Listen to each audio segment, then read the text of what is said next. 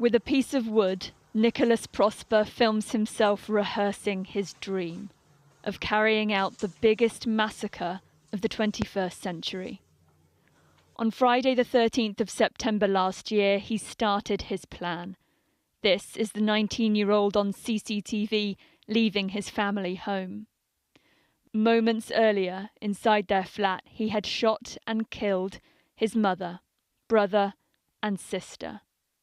He has told a prison worker that his preparation for murder started a year before. The facts underlying these convictions are chilling.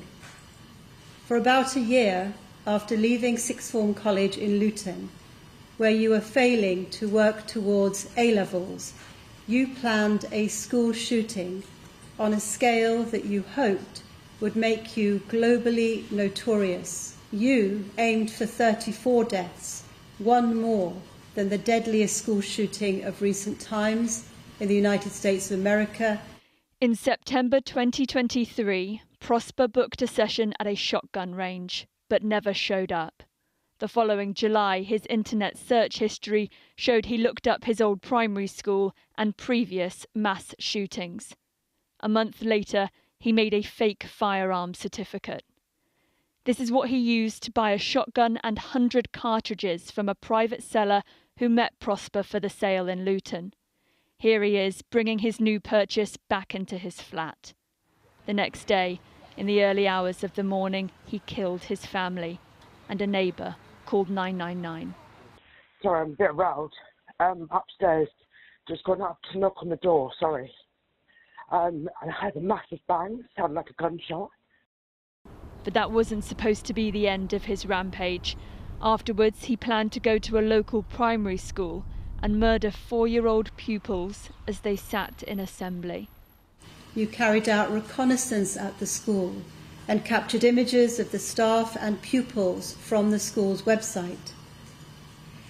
In one of the notes you have written since arrest, you drew a diagram of the early years classroom at St Joseph's and wrote alongside, "Kill all." Fortunately, he never got there.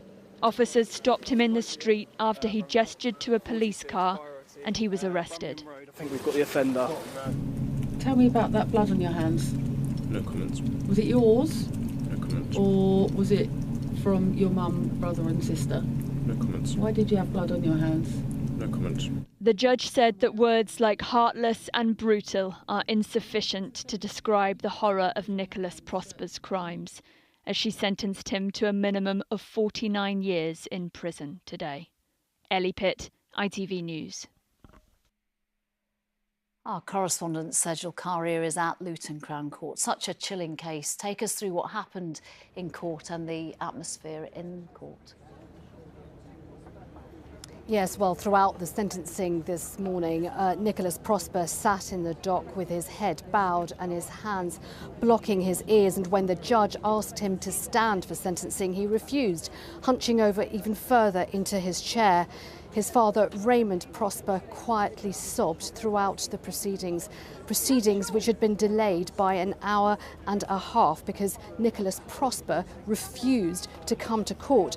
But the judge demanded that he was brought into the dock because she told him, "You have to face the consequences of your actions." She also outlined the events of the day and his actions as chilling, telling him he was aiming to be globally notorious by plotting to carry out the worst gun massacre of the 21st century.